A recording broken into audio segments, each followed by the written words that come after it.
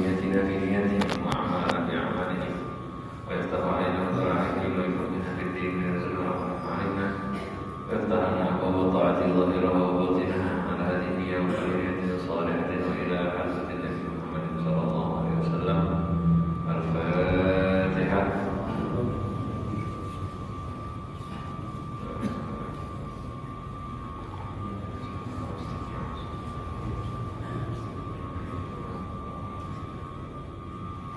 Bismillahirrahmanirrahim.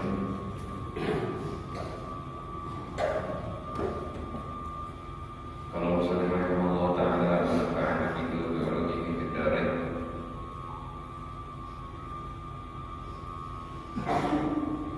Al-thaminu anhu an Rasulullah sallallahu alaihi wasallam anhu anna Rasulullah sallallahu alaihi wasallam qala yawma Khaybar لأعطين هذه الراية رجلا يحب الله ورسوله يفتح الله على يديه.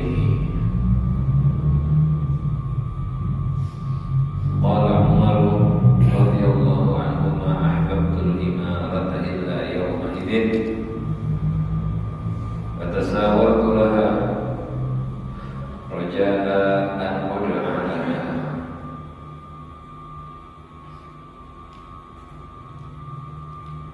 فدعا رسول الله صلى الله عليه وسلم علي بن أبي طالب رضي الله عنه فأعطاه إياها وقال امشي ولا تلتفت حتى يفتح الله عليك. فسار علي شيئا ثم وقف ولم يلتفت فصرخ يا رسول الله على ماذا أقاتل الناس؟ قال قاتلهم حتى يشهدوا أن لا إله إلا الله وأن محمدا رسول الله فإذا فعلوا ذلك فقد منعوا منك دماءهم وأموالهم إلا بحقها وحسابهم على الله. Hadis yang ke-8 dalam bab mubadaratu bilal khair, bercepat-cepat melakukan kebaikan, jangan menunda amal. Ini hadis terakhir di bab ini diriwayatkan dari Sayyidina Abu Hurairah radhiyallahu anhu bahwa Rasulullah SAW sesungguhnya ketika perang Khaybar beliau berkata, la u'tiyanna hadhihi riwayatah, saya sungguh akan memberikan bendera ini. Biasanya dulu kalau perang itu ada yang mau bendera pemimpin perangnya. Jadi Rasulullah mengatakan saya akan memberikan bendera ini kepada rajulan, seorang laki-laki, yuhibbullah wa rasulahu. Orang laki-laki tadi cinta Allah dan cinta Rasulnya. Dia cinta Allah dan cinta Rasulnya. Yaftahullahu ala yadayhi, dan Allah subhanahu wa ta'ala akan memberikan kemenangan melalui tangan, kedua tangan orang tersebut. Artinya akan memberikan kemenangan di perang Khaybar melalui dia. Ini sahabat dengar itu semangat semua langsung. Berarti nanti yang akan dikasih bendera ini orang yang diakui sama Rasulullah, cinta Allah dan cinta Rasulullah. Ini bukan hal yang gampang dengan sehariannya.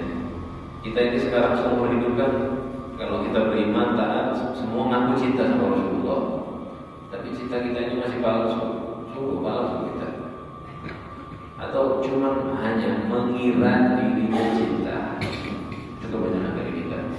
Kita mengira kita itu sudah cinta, padahal belum. Cinta itu tidak seperti yang kita kerjakan. Cinta itu selalu terpikirkan orang yang dicintai. Cinta itu selalu membayangkannya, selalu menirunya. Itu cinta. Sekarang ini kan kita lagi ramai cinta kepada Rasulullah, cinta kepada Rasulullah. Bagaimana cinta kita kepada Rasulullah? Cuma syairan, cuma maulidan, selesai pulang lupa. Gimana cinta kita sama Rasulullah? Cuma berbicara saja, bahkan bersolawat 1000-2000 kali, tapi hatinya nggak hadir. Hatinya nggak hadir dalam solawat. Itu bukan cinta. Sampai tahu apa namanya? supporter, supporter atau apa tuh istilahnya, pengikut yang suka apa namanya, meniru artis dan lain-lainnya, yang ikut-ikutin artis, ya kayak supporter gitu. Kalau supporter kan biasanya buat sepak bola ya. Yang seperti itu kalau dia seneng sama satu orang, sama satu tim, dia lihat gimana keadaannya. Itu di rumah, kamarnya itu tempelannya mungkin foto-foto yang dia suka. Bahkan hafal namanya, mungkin hafal masaknya itu yang dia suka itu. Ya, iya, di mana saja dia tahu. Dan bajunya ikut-ikutan. Bajunya ikut-ikutan. Ini anak-anak cinta sama seseorang. Coba anak yang sama film kartun, minta dibelikan film kartun. Nah, suka sama Spider-Man, bisa beli baju Spider-Man. Mainannya itu, pikirannya ke situ, dikit-dikit meniru. Itu baru suka sama satu makhluk. Dan itu masih belum lengkap sebetulnya. Cinta sesungguhnya itu sampai dia itu gak ada pikiran apapun kecuali yang dicintai itu semua. Cinta itu kan dipenuhinya hati. Ya, dalam bahasa itu cinta itu dipenuhinya hati dengan kesenangan, kesayangan kepada seseorang tertentu, itu cinta. Bukan sekedar terpikir, bukan kadang-kadang ingat. Kalau kadang-kadang ingat tentang cinta, normal itu kasih biasa itu bukan mahabbah. Cinta kepada Rasulullah SAW yang kita ngomongin ini, saya cinta sama Rasul, itu satu. Bahasa halusnya kita bisa bilang begini, kita mengira, saya sudah cinta, padahal belum. Atau bahasa kasarnya bisa kita bilang bohong. Sampai yang tahu cinta sampai ada seseorang yang sering, dan kita sering kenal, itu namanya Laila, dikenal dengan Laila Majnun, guys ya, kisahnya guys, yang dikenal dengan ceritanya Laila Majnun. Sampai ini guys banyak dijadikan perumpamaan sama ulama dalam mahabbah. Kenapa? Cintanya guys itu betul-betul cinta. Guys itu pernah lewat rumahnya Laila. Ini dia cinta tapi nggak bisa ketemu, nggak bisa mendapatkan. Pernah lewat rumahnya Laila, lalu dia melihat dinding di rumahnya Laila. Kalau cerita guys, ini riwayatnya nggak kayak hadis ini sekalian ya. Jadi nggak sesuai hadis. Cuman sebagai penyumahan saja, ini kan kisah cerita. Cuman gambarannya ada di situ. Jadi guys ini pernah lewat rumahnya Laila. Karena dia sadar di rumah orang yang dia cintai, dia deketi temboknya, sampai gak sadar tembok itu dipeluk, dicium tembok. Dia kalau kita bilang gila kan ya, gila ini tembok dicium. Kenapa? Katakan wamahubud dia, bukan cinta kepada dinding yang membuat hatiku itu tergoyahkan. Walaupun ini syair sebetulnya nggak pantas ya, bukan syair agama ya. Ini cuma contoh aja. Bukan cinta kepada dinding yang membuat hatiku tergoyah, tapi karena aku cinta kepada orang yang berada di dalam dinding. Ini kayak kita, bisa contohnya ziarah kubur, ya. Sampai tahu cium lisan hukumnya di ziarah kubur gimana?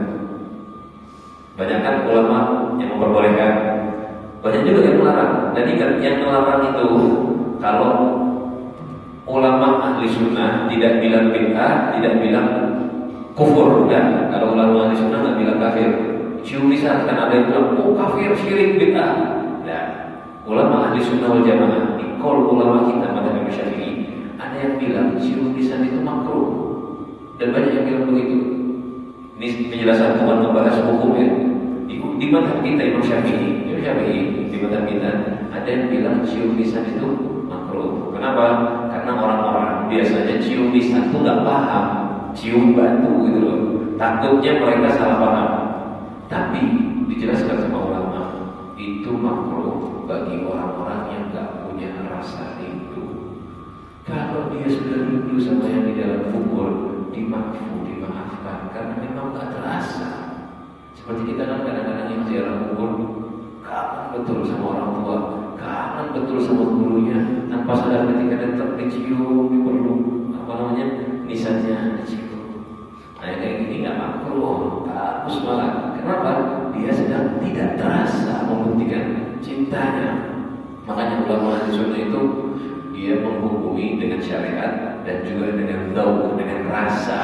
Karena Rasulullah pun menghukumi agama dengan itu. Dan memang benar, ketika orang mahabbah, lupa diri ada sekalian. Pecinta makhluk biasa aja bisa lupa diri. Kita ini cuma ngaku aja cinta, aku saja cinta. Tapi coba satu hari satu malam kita ingat sama Rasulullah berapa kali? Kita ingat sama Rasulullah berapa kali satu hari satu malam? Nyebut namanya Rasulullah berapa kali? Ya, kalau jarang-jarang bukan cinta namanya, angin-anginan. Ada seminggu belum ingat pernah sampai 2 jam, terus 6 hari lupa. Itu angin-anginan, bukan mahabbah. Bapak sama ibu-ibu yang pertama kali nikah daerah,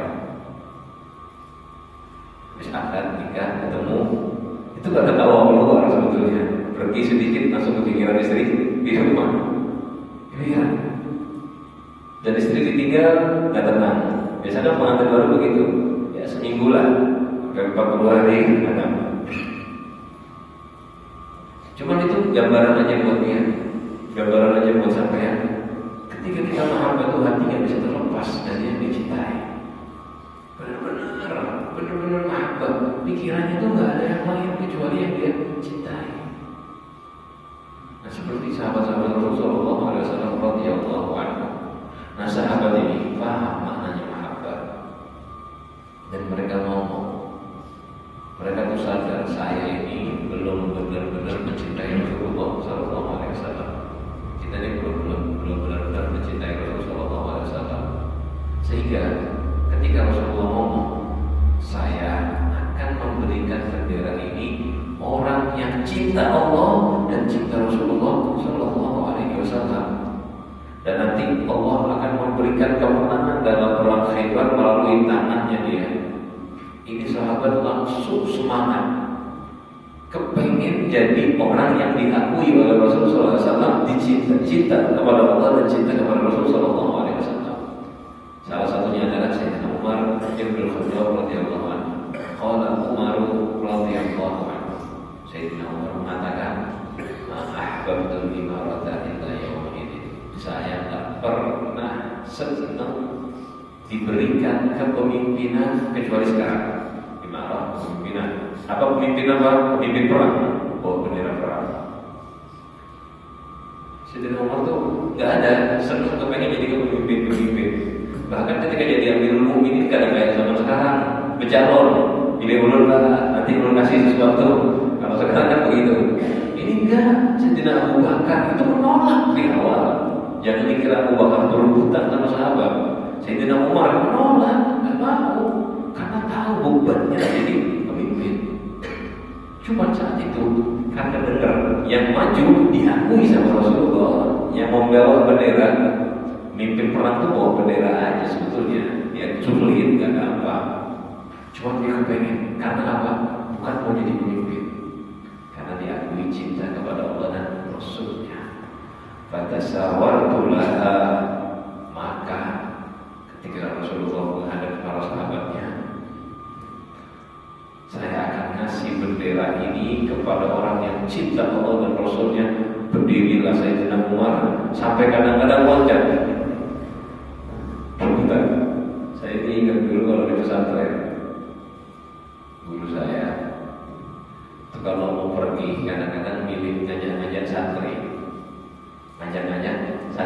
Kadang mau pergi keluar kota, ingat 2 hari, sering ngajak santri 3 atau 4. Itu santri yang mau ikut biasanya baris nanti depannya Ustaz harus sekitar 30 orang.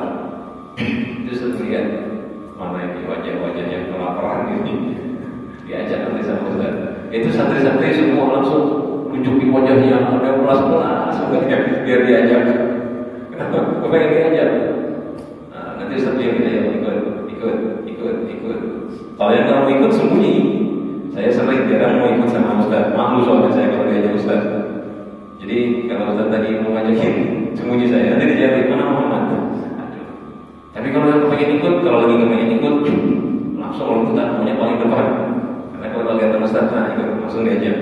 Saya di Umar begitu, itu bahaya gitu. Sampai loncat, Sayyidina Umar yang punya hebat tinggi, berdiri dan dia tinggi tubuhnya, biar kelihatan Rasulullah Shallallahu Alaihi Wasallam. Rajaan an-ud'ala, kata Sayyidina Umar, saya berdiri, ya, sampai ditegakkan tinggi badan saya. Harapannya biar dipanggil oleh Rasulullah SAW, disuruh ud'a, saya dipanggil untuk memegang bendera. Bukan pengen bendera ini sekalian ya, pengen pengakuan cinta mahabbat kepada Rasulullah SAW. Fada'a Rasulullah SAW Aliyyah bin Abi Thalib. Tapi Rasulullah memanggil Sayyidina Ali bin Abi Thalib radhiyallahu anhu. Fa'atahu ya, Rasulullah memberikan bendera tersebut kepada Sayyidina Ali bin Abi Thalib. Ini Sayyidina Ali diberi, bukan berarti sahabat yang lain tidak cinta Allah dan tidak cinta Rasul. Cinta Allah dan cinta Rasul masing-masing punya momen tersendiri. Sayyidina Abu Bakar punya momen, Sayyidina Umar punya momen, Sayyidina Utsman punya momen, Sayyidina Ali punya momen, Sayyidina Hudzaifah dan seterusnya, semua punya momen-momen sendiri dengan Rasulullah SAW. Dan kita sudah baca beberapa riwayatnya para sahabat. Masing-masing ada kemuliaan terpisah-pisah tersendiri-sendiri. Lalu Rasulullah mengatakan kepada Ali, pegang. Tsumma qala Rasulullah mengatakan setelah Ali memegang bendera, Sayyidina Ali ini terkenal berani walaupun masih kecil dan paling muda di antara para sahabat yang lain, makanya jadi khalifah yang keempat.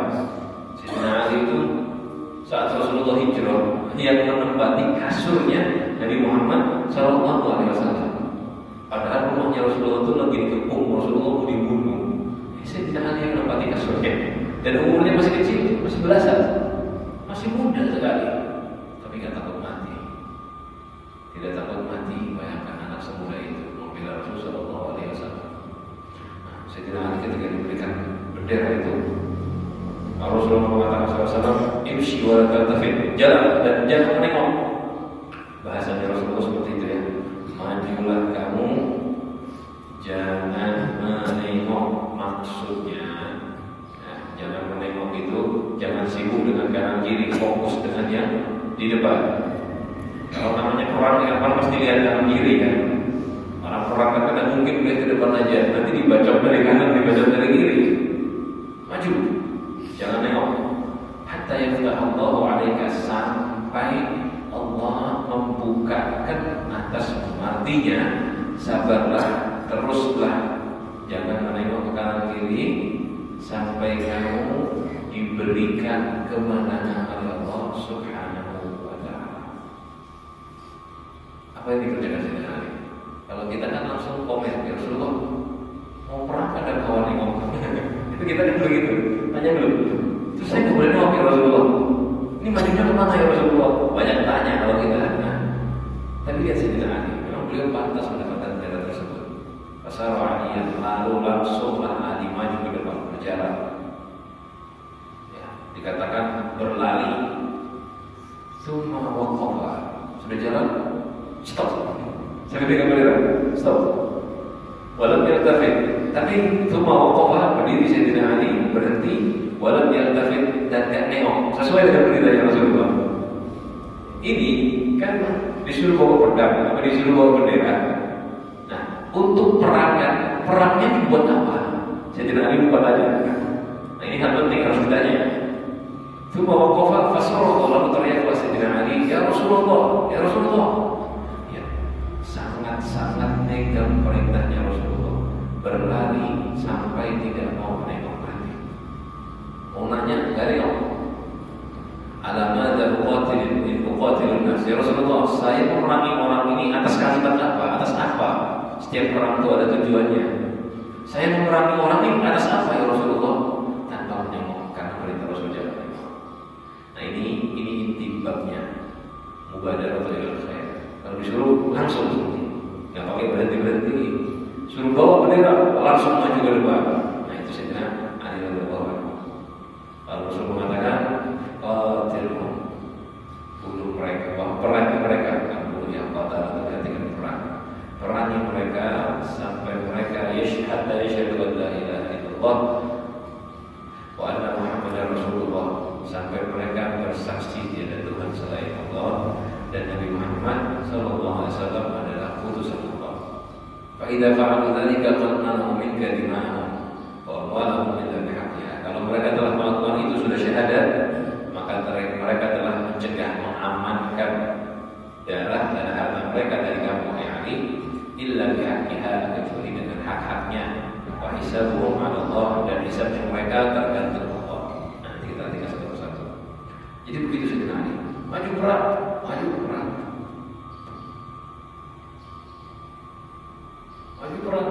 Nggak pakai nengok.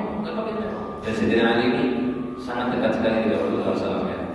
Mungkin kalau yang bacanya salah paham, kenapa kadang menengok sama Rasulullah? Malah berteriak tanya.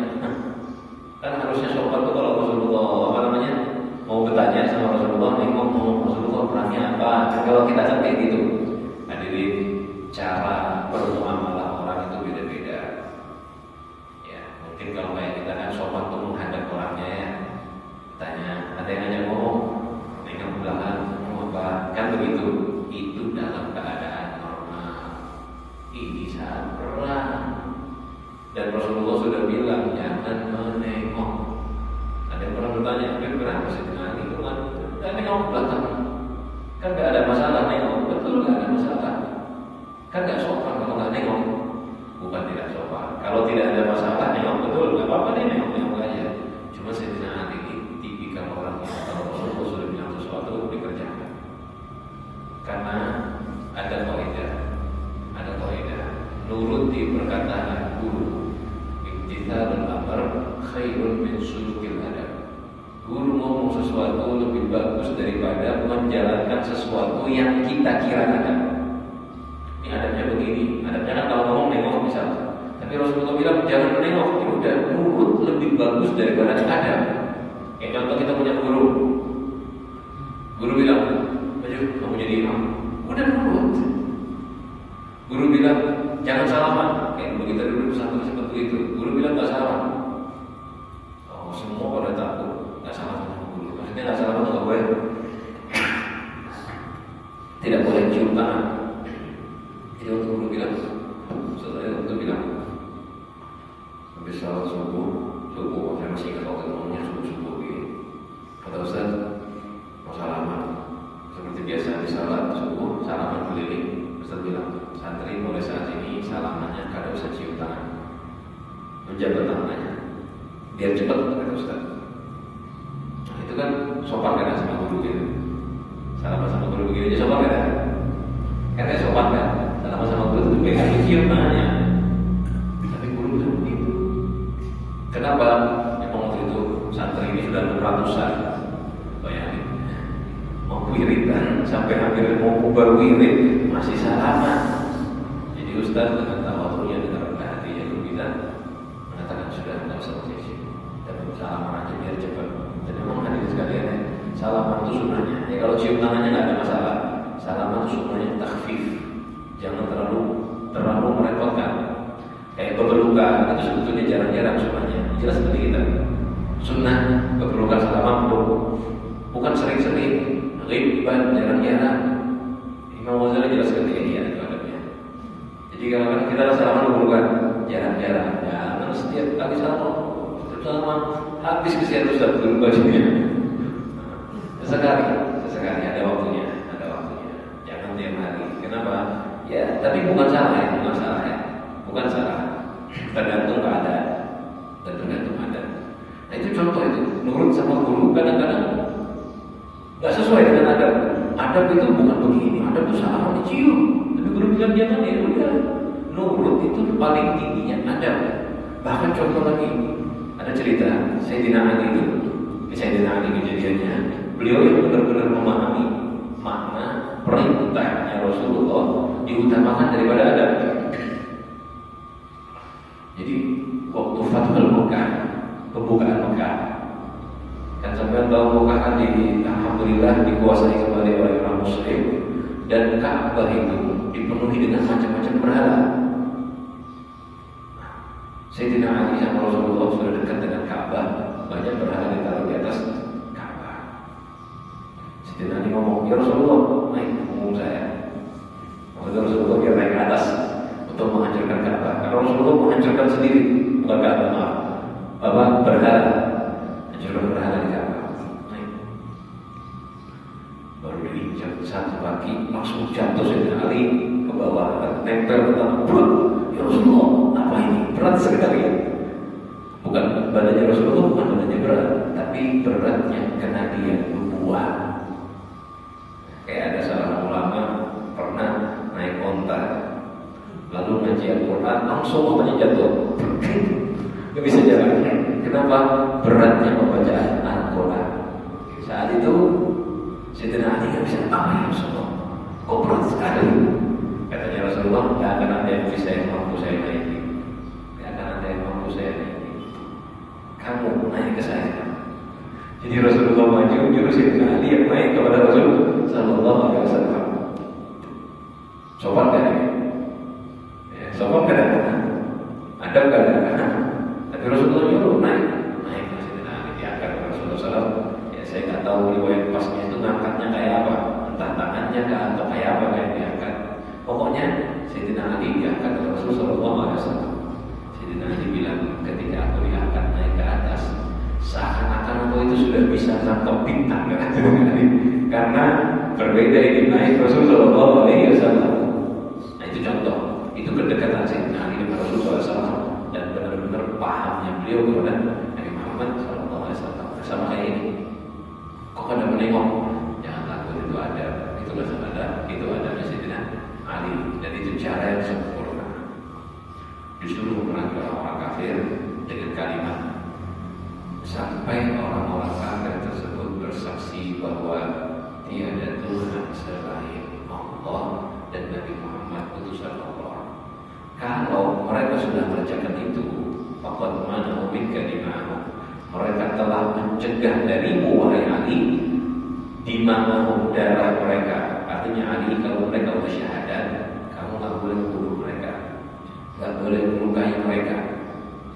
Wa amwalahum, dan harta mereka aman, tak boleh kamu ambil illa bihaqqiha, kecuali dengan haknya agama. Jadi kalau musuh tadi sudah syahadat, stop. Tubuh tak boleh, darah tak boleh ditumpahkan, harta tidak boleh diambil kecuali dengan kebenaran agama, dengan haknya Islam. Artinya kalau dia melukai orang, dihukum melukai orang. Dia memukul, dipukul. Harta bisa diambil kalau zakat. Kalau dia mencuri, diambil, dikembalikan. Ya, intinya ya sama kayak orang Islam juga. Tidak boleh diapa-apakan kecuali dengan hukum Islam. Wa hisabuhum 'ala Allah. Terakhir Rasulullah SAW mengatakan, dan hisabnya mereka terhadap atas Allah Subhanahu wa Ta'ala. Artinya tanggung jawabnya mereka, amalnya mereka itu tentang syahadat, mau asli ataupun palsu, Allah yang bertanggung jawab. Setelah mereka syahadat, ucapkan 2 kalimat syahadat, sudah, kamu tidak bertugas menghisab, Allah yang menghisab mereka. Jadi kalau ada orang kafir sudah syahadat, asyhadu an la ilaha illallah wa asyhadu anna Muhammadar Rasulullah, udah percaya. Kadang boleh, biar syahadat pura-pura aja ini, aku ngaku Islam aja biar selamat dari perang. Gak bisa. Ya. Ucapan itu sudah cukup membuat kita stop, tidak menyerang mereka. Pokoknya antara hati dan hati mereka dan Allah Subhanahu wa Ta'ala, ya, itu Allah Subhanahu wa Ta'ala yang mengatur. Ya, itu Allah yang mengatur. Allah yang menghisab nanti. Kalau mereka bohong, munafik, ini munafik sungguhan. Munafik mulutnya aja syahadat, hatinya nggak iman. Nanti di akhirat dimasukkan ke neraka oleh Allah Subhanahu wa Ta'ala. Tapi di dunia kita nggak bisa melakukan apa-apa. Rasulullah pun begitu ya. Sampai nggak sering kita ceritanya ada munafik di Madinah. Banyak loh di Madinah tuh orang-orang Yahudi ngaku Islam, pura-pura Islam. Banyak, ada beberapa orang tinggal di Madinah, malah sempat sampai mau membukakan jalan untuk menyerang Rasulullah SAW, bikin masjid tadi. Sampai tahu kan ada masjid yang disebut dengan Masjid Dirar, ya, dengan Masjid Dirar di sebelah Masjid Qiblatain, Masjid Dirar. Kenapa? Memang dibuatnya itu untuk menjadi wasilah penyerangan ke Madinah, tapi dihancurkan oleh Allah Subhanahu wa Ta'ala melalui Rasulullah SAW. Nah, ada yang munafik seperti itu. Kalau nggak ada perintah langsung dari Allah, diamlah Nabi Muhammad SAW, dihukumi dengan zahir. Walaupun Nabi Muhammad tahu ini munafik, dan Nabi juga ngomong kepada sebagian sahabatnya, ini munafik, tanda-tandanya ini, sifat-sifatnya begini. Rasulullah sudah menyampaikan kepada sebagian sahabatnya, tapi tetap muamalah zahirnya ya kayak orang biasa, nggak diapa-apain, nggak dipukuli, nggak dilukai, nggak diambil hartanya. Nah, itu adab ketika berperang. Tapi untuk kayak kita ya, seperti yang saya bilang ya, kita ini alhamdulillah hidupnya aman, tentram, nggak ada perang. Jangan berharap perang itu ya, perang itu sulit. Kita ini sholat susah khusyuk, jangankan perang. Sholat aja susah khusyuk, apalagi perang. Bisa memegang tujuan yang sebetulnya tanpa emosi, tanpa yang lainnya susah sekalian. Perang itu kan sakit. Ya habis kena tampar orang di dalam perang, kira-kira kesal kan? Marah kan? Akhirnya balasnya karena Allah atau karena emosi? Biasanya karena emosi, berarti belum mampu masih. Alhamdulillah, nanti itu ada babnya jihad, kita akan bahas lagi. Jadi perang ini bukan hal yang gampang, cuma hebatnya Sayyidina Ali. Dan pada akhir cerita, Sayyidina Ali berhasil memenangkan perang Khaybar berkat perintah Rasulullah SAW. Dan memang benar perintah Allah ini mujizatnya Nabi, karena Nabi tahu nanti di depan ini yang bawa bendera ini yaitu Ali, dia yang akan membuat peperangan ini dimenangkan. Inilah 8 hadis pada bab mubadarah ilal khair, bab bercepat-cepat melakukan kebaikan. Hadis pertama perintah Rasulullah SAW, cepat-cepat beramal, cepat-cepat beramal, jangan tunda. Kenapa? Karena nanti akan ada masa di mana seseorang itu pagi beriman, sorenya kufur, sore kafir, paginya iman, dan seterusnya. Akan ada zaman seperti itu. Ya kayak kita imannya pagi sore. Lalu Rasulullah SAW diceritakan pernah satu saat lagi sholat, lalu bangun setelah salam, Assalamualaikum, bangun cepat-cepat lari pulang ke rumah sampai melewati orang-orang, melangkahi orang-orang. Takutlah sahabat, ada apa ini? Ternyata Rasulullah SAW ngambil emas dari rumahnya sedikit lalu dibagikan. Saya lupa saya punya emas di sini. Saya takut emas ini mencegahku. Jadi buru-buru dalam sedekah, itu contoh. Nggak harus sedekah semua apa yang begitu. Lalu hadis selanjutnya, ya, ada seorang sahabat yang lagi makan kurma, berapa butir aja cuma di tangannya. Ketika dengar perang dimulai dan kalau meninggal di dalam perang dia masuk surga, kurmanya ditaruh, nggak ada benda lagi, berangkat. Kita ini dipanggil adzan, nggak berangkat ke masjid. Lalu Rasulullah SAW ya didatangi oleh seorang laki-laki dan dia tanya, ya Rasulullah, sedekah apa yang paling besar pahalanya?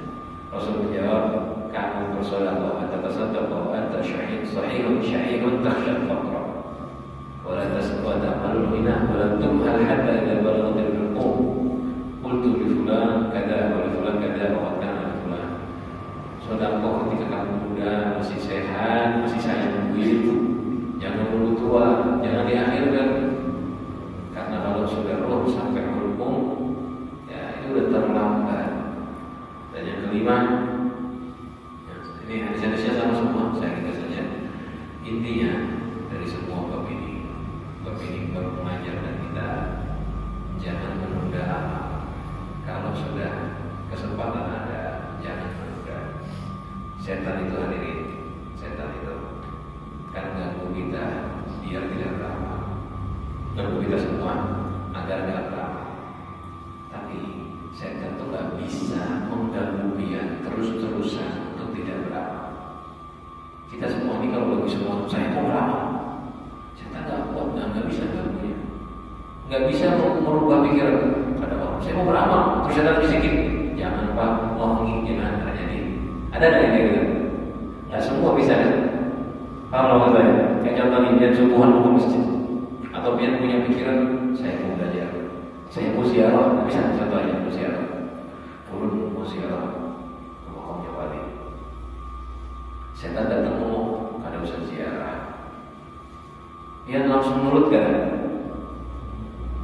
Belum tentu. Ya, ada yang langsung nurut ada, tapi kalau dia punya niat yang kuat, nggak mungkin nurut. Kita sering kepengen berbuat baik, terus setan bilang, tidak usah, jangan aja. Enggak. Terus kita langsung, enggak, saya mau ziarah. Kan sering kan kita dibikin ragu dari dalam, tapi kita enggak, saya mau. Normalnya manusia yang beriman begini, dia mau, nggak mungkin langsung bisa dipatahkan oleh setan. Jangan beramal. Belum mau sedekah, ada usaha kata setan. Oh iya, kan bisa sedekah. Ya nggak kayak gitu. Ini orang Islam, orang mukmin, ada iman kepada Allah. Kita ngerasakan kan?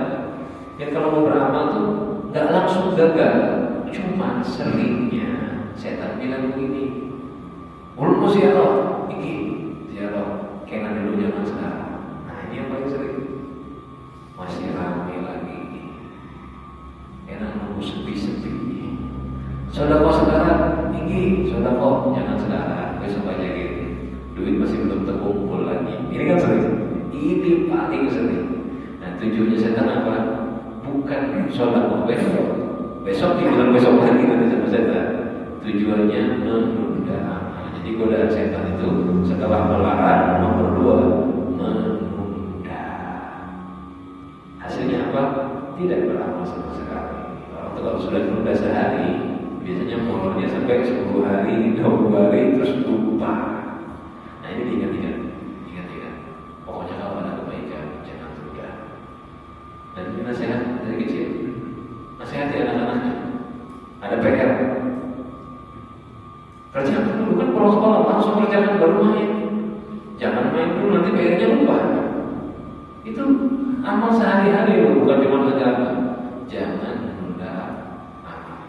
Nanti insya Allah setelah bab menunda amal selesai, dilanjutkan bab mujahadah, serius dan sungguh-sungguh dalam beramal, banyak melakukan amal.